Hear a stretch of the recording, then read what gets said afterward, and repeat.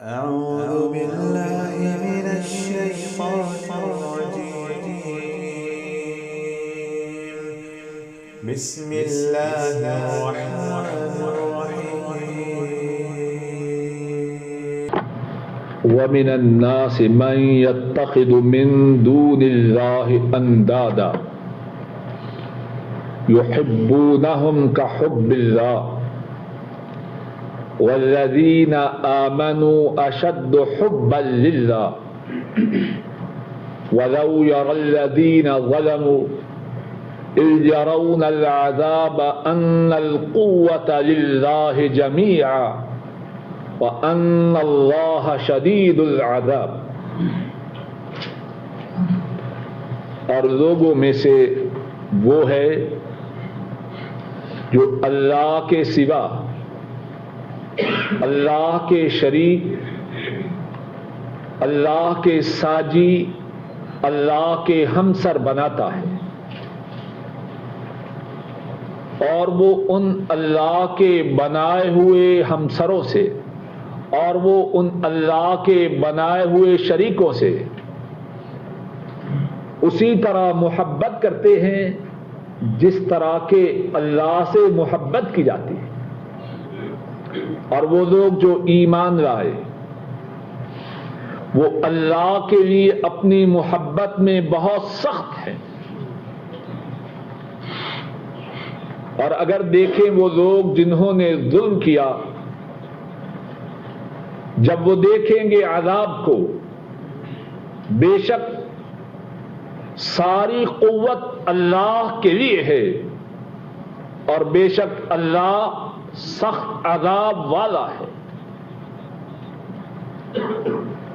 واو اور من الناس لوگوں میں سے، من سے الناس لوگ، من یتخذ، اتخذ یتخذ پکڑنا بنانا، من سے، دون اللہ اللہ کے سوا، اندادن ندن کی جمع، ندن سے مراد برابر، شریک، یحبونہم ان سے وہ محبت کرتے ہیں، کا مانند مثل، جیسا کہ حب اللہ اللہ کی محبت ہے، والذین آمنوا اور وہ لوگ جو ایمان لائے، اشد بہت سخت ہیں، حبا للہ اللہ کے لیے محبت میں، ولو یری الذین ظلموا، ولو واو اور لو اگر، یرا دیکھیں، الذین ظلموا وہ لوگ جنہوں نے ظلم کیا، اذ یرون العذاب جب وہ دیکھیں گے عذاب کو، ان القوہ، ان بے شک، القوہ قوت، للہ جمیعا اللہ کے لیے ہے ساری، وَأَنَّ اللَّهَ شَدِيدُ الْعَذَابِ اور بے شک اللہ سخت عذاب والے ہیں۔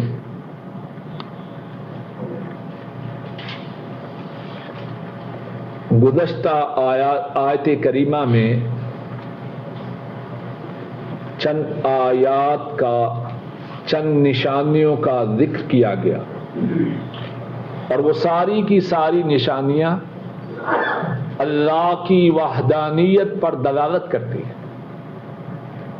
اس آیت کریمہ میں اللہ فرما رہے ہیں کہ کچھ لوگ ایسے ہیں ان آیات کے موجود ہونے کے باوجود پھر اللہ کے شریک بناتے ہیں۔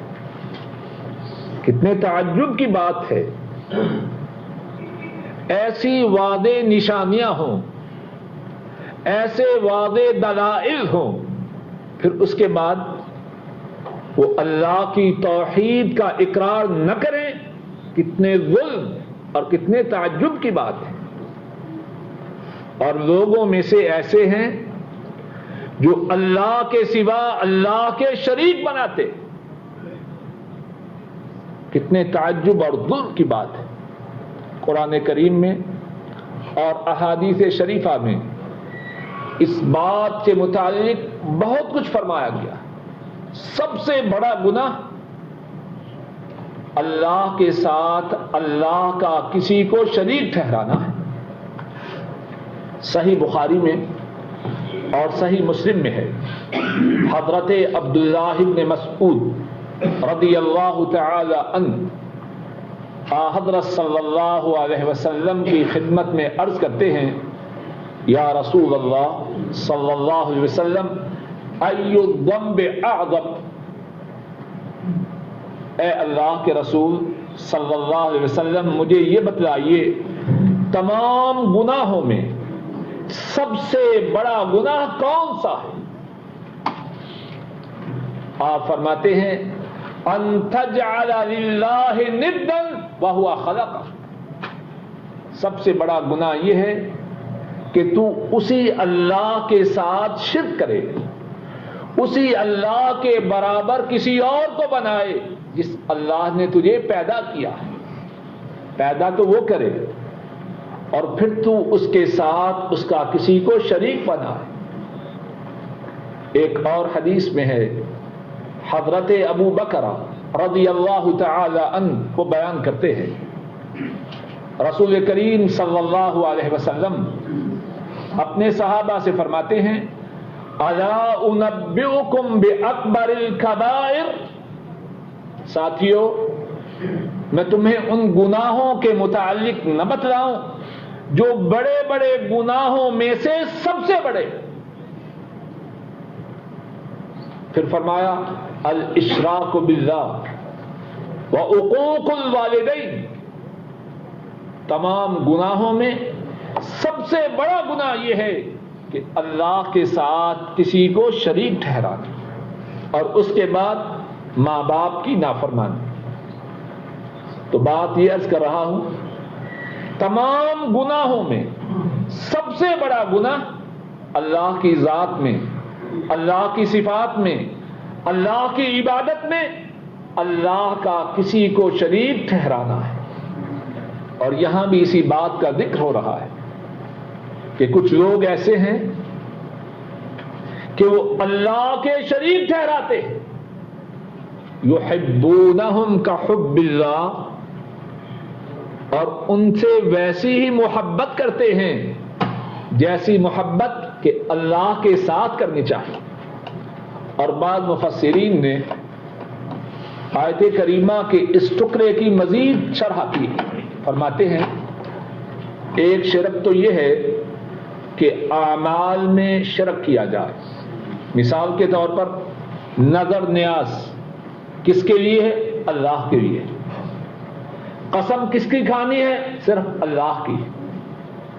دعا کس سے کرنی ہے؟ صرف اللہ سے. جانور کس کے لیے ذبح کرنا ہے؟ صرف اللہ کے لیے. شرک کی ایک صورت یہ ہے کہ کسی اور کے لیے جانور ذبح کیا جائے، کسی اور کی قسم کھائی جائے، کسی اور کے لیے نظر نیاز دی جائے. اور اس سے بھی بڑا شرک یہ ہے کہ جس طرح دل میں اللہ کی محبت ہو اسی طرح دل میں غیر اللہ کی محبت ہو. وہ شرک ہے اعمال میں، اور یہ شرک ہے دل کی گہرائی میں. محبت کا تعلق دل سے ہے.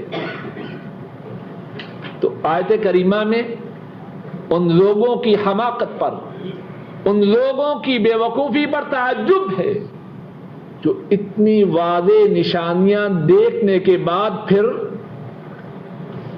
اللہ کے سوا شریک پکڑ رہے ہیں اور ان سے ویسی ہی محبت کرتے ہیں جیسی محبت کے اللہ سے کرنی چاہیے. اور پھر اس کے بعد کیا فرمایا؟ والذین آمنوا اشد حبا للہ. یہ تو رہے وہ لوگ جو مشرک ہیں. اہل ایمان کی کیفیت کیا ہے؟ اہل ایمان کی کیفیت کیا ہے؟ جو اہل ایمان ہیں اللہ سے وہ اپنی محبت میں بہت سخت ہیں. یہ جو مشرک ہیں ان کی محبت ناپائیدار ہے, ان کی محبت کچی ہے. مشرک کا کیا ہے, آج اس قبر پہ سر جھکائے ہے, کل کسی دوسری قبر پہ سر جھکائے گا.